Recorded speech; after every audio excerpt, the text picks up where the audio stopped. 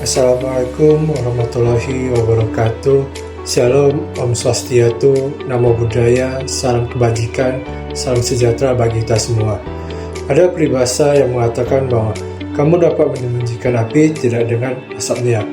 Begitu pula kejahatan yang tersembunyi bisa terungkap dengan sendirinya. Maka kami dari kelompok audit kelas akuntansi akan memaparkan hasil analisa audit kami terhadap kasus PT SSS. Untuk itu, kami ingin memperkenalkan diri terlebih dahulu, yaitu terdiri dari saya, Yuga Vimalananda, Tiro Siburia, dan Catherine Natalia. Pertama yaitu profil perusahaan. PT ini merupakan perusahaan yang cukup ternama di Indonesia yang berlokasi di Jakarta. PT ini bergerak di bidang perdagangan, manufaktur, sampai jasa. PT ini sudah berdiri sejak tahun SSS 0 dan sudah melantai di Bursa Efek Indonesia sejak tahun SSS 7. PT ini memiliki anak perusahaan yang bergerak di bidang perdagangan mie dan manufaktur mie. Ini auditor yaitu disclaimer of opinion. Yang pertama, tetap ada asas auditor untuk laporan keuangan anak perusahaan PT XYZ dan PT XX. Yang kedua, auditor juga tidak mendapatkan balasan konfirmasi bukti audit yang cukup atas saldo yang disajikan dalam laporan keuangan. Yang ketiga, auditor juga tidak yakin dengan saldo awal dalam perusahaan laporan keuangan konsolidasi untuk periode yang berakhir pada tanggal 31 Desember.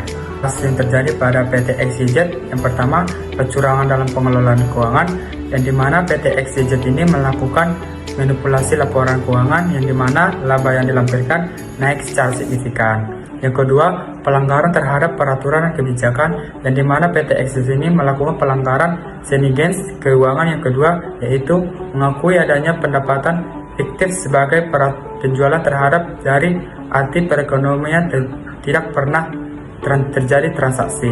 Yang ketiga, penyalahgunaan kekuasaan yang dimana PT XYZ ini melakukan manipulasi laporan keuangan yang bertujuan untuk menaikkan harga saham per orang.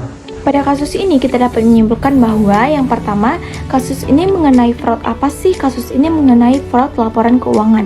Laporan keuangannya itu diapain? Yaitu dimanipulasikan. Dan yang kedua, bagaimana mereka memanipulasikan laporan keuangan tersebut? Mereka memanipulasikan laporan keuangan dengan mempercantiknya sehingga mereka ingin menarik para investor untuk menginvestasikan uangnya ke perusahaan dan ingin menaikkan harga saham. Yang ketiga, apakah ada opini dari auditor? Ada, yaitu opini tidak memberikan pendapat karena auditor tidak menemukan data-data secara lengkap. Yang keempat, apakah ada sanksi yang diberikan kepada perusahaan?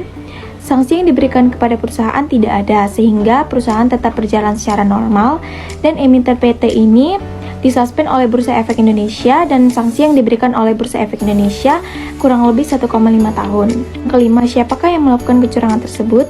Yang melakukan kecurangan tersebut yaitu 2 orang direksi, dan 2 orang direksi ini terkena hukuman 4 tahun penjara dan denda masing-masing 2 miliar, subsidiar 3 tahun penjara.